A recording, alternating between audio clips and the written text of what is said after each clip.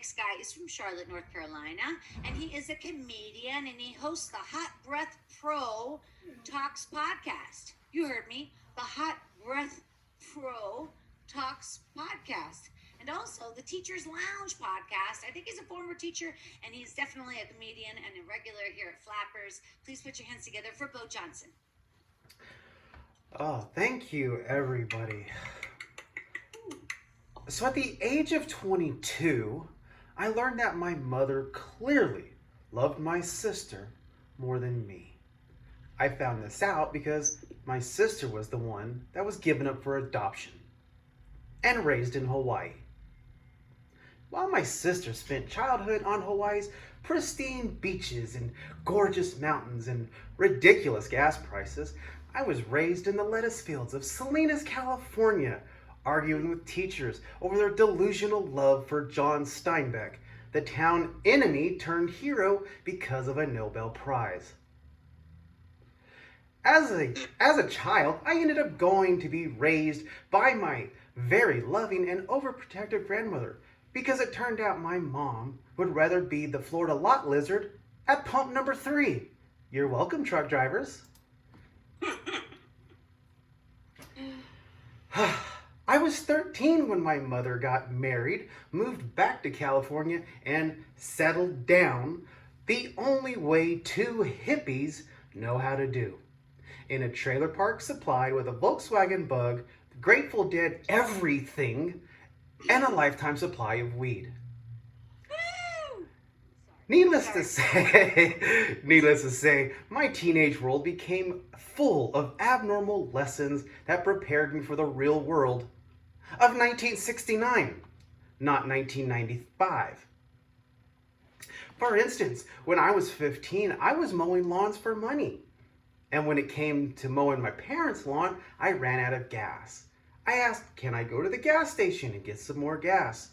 And instead, my stepdad came out of the shed with a gas can and a piece of garden hose saying, here you go. Excuse me?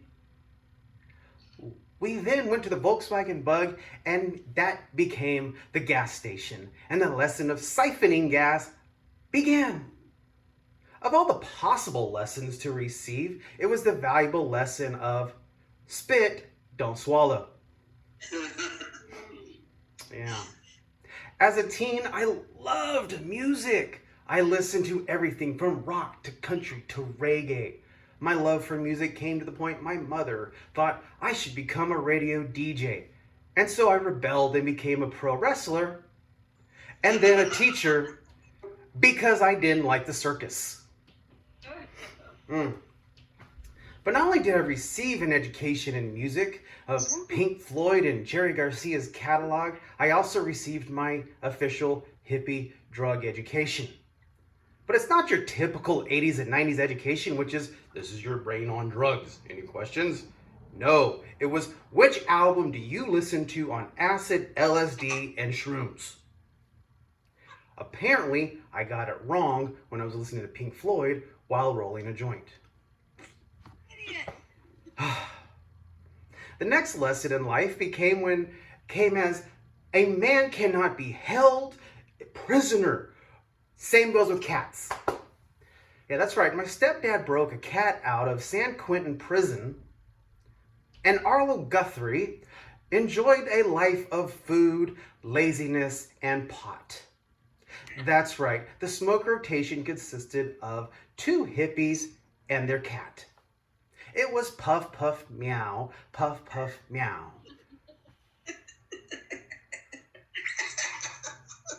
The sight of 2 hippies and a cat sleeping afterwards going, ow, and like that was just my dad doing that was just so weird. The biggest lesson came later in life when I realized I didn't take advantage of the situation that could have upped my coolness in high school. During my sophomore and junior years, before I got my car, my mother would take me to school because she was the bus driver. One day, someone in the back of the bus lit a joint. And like any normal bus driver, my mom was pissed, but for a different reason. She was mad because the kid didn't have enough to share with everyone. As an adult, I would become a disappointment when, before I became a teacher, I entered the big no, no, no for hippies, politics, and then later comedy.